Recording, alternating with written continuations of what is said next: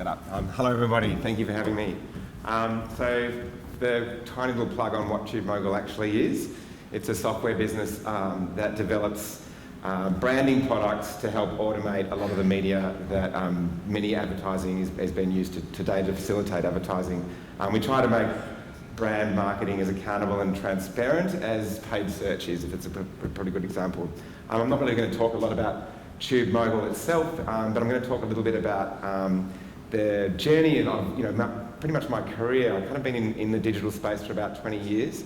Back in the day when really you only had 5 choices for putting an ad online, and that was probably 9MSN, Yahoo, Telstra, News and Fairfax, and I pretty much worked at all 5 of them. But the whole journey of what it actually means to be an individual and disrupting, and then I'm going to actually talk about the television industry because it's pretty interesting, and we've got some stuff to show you that is really kind of moving into a really disruptive kind of model in that space. So I'm a farmer, so working in tech is really juxtaposition from what I actually am really passionate about. But you feel like in this space that we've always been dealing with just a ton of ambiguity. And over 20 years of time, when you're trying to walk out into the market and tell everybody that digital marketing is a thing, that the internet is actually something that will stick around and be there, and you're talking to lots of businesses and they say, well, it's really actually just a phase. To where we are today, which is, we've moved from digital marketing being a discipline to actually just marketing in a digital world. And you kind of just build this backbone of knowledge. You go out to market with an enormous amount of transparency, and you build up, great rapport with people to be able to build trust. And I think that that's kind of a really important component of why we get industries like digital industries to kind of get up and succeed. So I think that there is a lot of things that actually help in deliver great disruption. So I'm going to go through and just sort of explain a little bit about what happened in our industry, in the digital industry. So we did go from 5 businesses that you could actually put an ad on the internet to hundreds and hundreds of different businesses. And so if you're a media agency or you're a marketer and you're trying to get your advertising out onto all of those businesses, it was obviously a complete punish. So there needed to be some automation. There needed to be some alignment in technology. There needed to be some alignment in getting great data into the ecosystem. There needs to be a lot of education. But above all, you needed a lot of great people to help move this industry forward. And actually, if we look at just the automation of brand marketing in the branding sense, I'm on the brand side, not the direct response side, Australia is actually the most advanced market in the world, particularly when you talk about video. And I think that when you look at the backbone of how that's occurred and why that's actually occurred, it's actually been a willingness of a ton of different industries to really kind of make that happen. We have really innovative marketing teams. We have, and many marketing teams who use this market as their test market. We have great global technology companies competing fiercely in this space. Many of whom are just sitting here, which is nice. But it's good competition. And then we have media agencies who really push technology companies and publishers who really push technology companies to do better. And I guess when you have that perfect storm and you have a market where everything's just connected and the infrastructure is really solid, you start to get some pretty exciting things. And for our space, if you look at just digital marketing in an automated video sense, we definitely are doing things in this market that particularly the US and the UK and Europe are just nowhere near. And that creates a lot of really exciting things, and I'm going to talk a little bit about that today. Sorry, that was the slide for that. So the world that actually exists, and this is in the TubeMogul platform, but the world that actually exists today is, where if you have an ambition to be a brand marketer and get your message out to really influence brand awareness or purchase intention or change the real understanding through message understanding of your creative, we are in a market which is, particularly for television, which is one of the highest per capita TV markets in the world. So brand marketers love using sight, sound and motion video to communicate to consumers. We now have a world where all of these screens are actually available in a platform. So all of the opportunities to put a video out on these screens is in one place.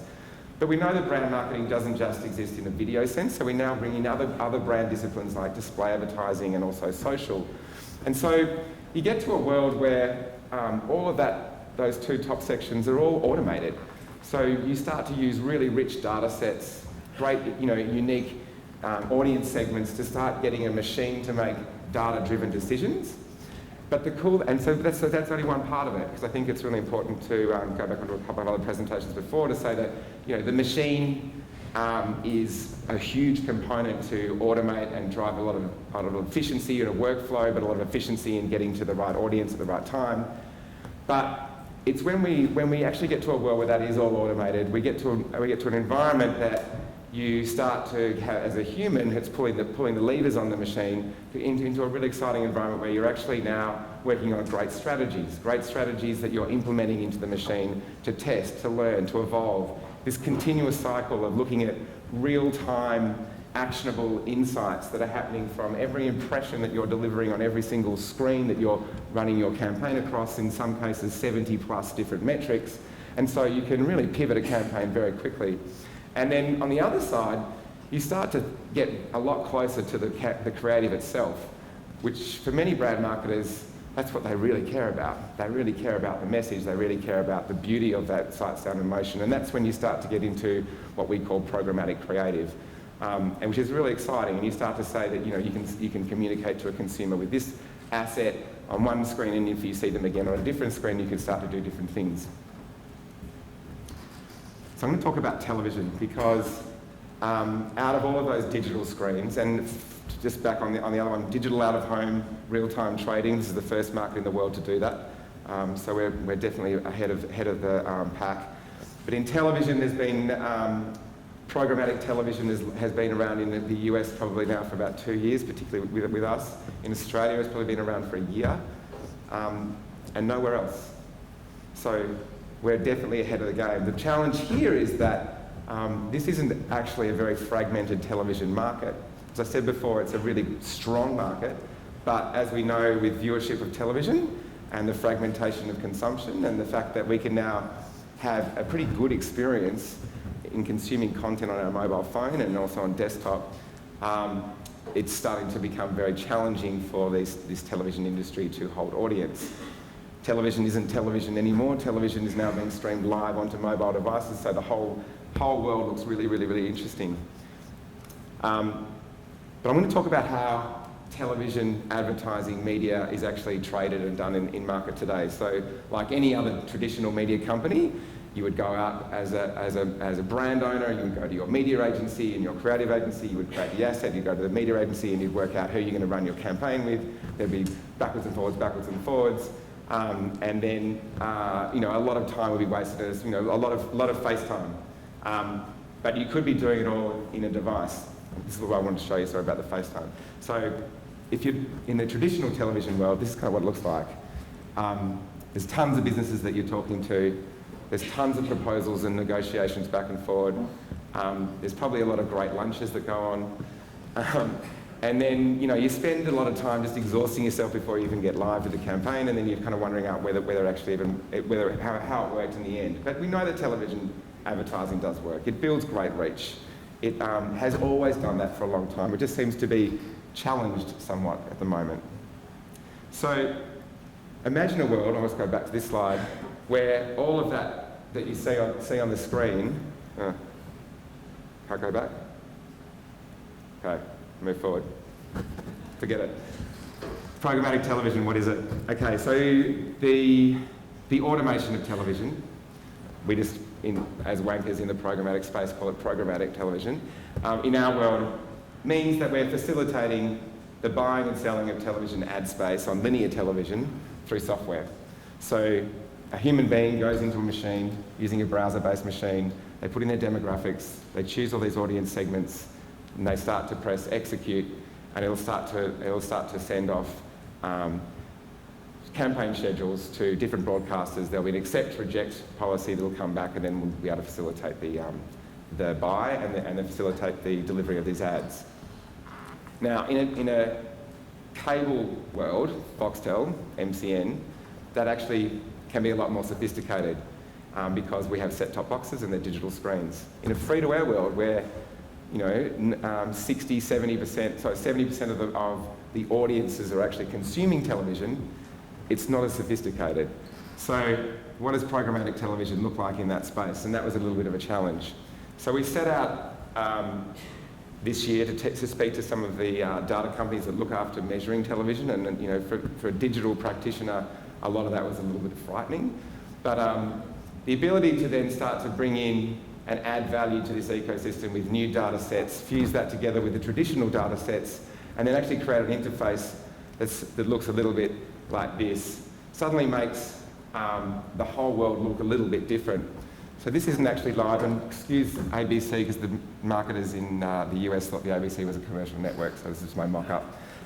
This is actually not live, it'll be live in January. But you can get a sense of how quickly a trader could actually implement a television campaign and actually facilitate the whole negotiation pretty quickly of sending something live. Now there's a lot of things that are going on that are really different. So excuse how slow this actually is, I might just move through pretty quickly. But you can do the same thing that you would do usually with TV trading. And by the way, TV trading in this market, traditional TV trading, is pretty sophisticated. So what we're really looking at the moment is just making workflow much more efficient, saving time, saving a lot of time. And at the moment, what's actually happened is we've just done the first optimization, which is just using OzTam demographic data. No-brainer, people do it all the time, it just happens to be in a software. This is just a mock-up, but what will actually be populated in here are like 20,000 different audience segments through Nielsen of TV audiences based on TV programming on a weekly turnaround basis. The ability for the trader to just type in hamburger, and we can just see all the different hamburger segments and press execute. That would then populate these impression deliveries and these on-target CPMs. So we're starting to move television trading into video trading and not the other way around. Where we start to then be able to go into the broadcasters that have been optimised for that particular schedule, and you can still change them around. The human can still actually intervene and tell the machine that it actually isn't impressed with the way that they've come out with the schedule. And so humans can still actually pull levers and take control. You get the picture. The challenge in all of this is that there's a lot of businesses that get affected by this. So the sensitivities in where the television industry sits today, and the businesses that are involved, and I guess the shifting or the change of where it could actually go. Like that example I just showed you is just like going to be the here and now for next year, but imagine where that could actually go. And so you start to think about, well, broadcasters now have a different avenue for actually selling their inventory. You start to, and by the way, this is not going to happen overnight. This will take quite a long time, so no one's losing their job anytime soon. But you know, the broadcasters then start to rethink the way that they're structuring their sales division. They might actually think about, you know, automating the dots and spot spying to actually getting their sales team to concentrate more heavily on content integration and sponsorships and activations that are linked to the programs.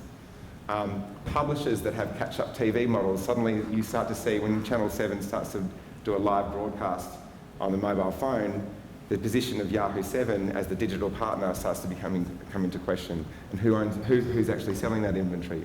Media agencies then start to get pretty challenged on who's doing this, who's actually pulling the levers, who's actually setting it up, and who's actually running the campaign. And you can understand from an advertiser's perspective that potentially when everything's automated in there, they might actually want to take the technology themselves.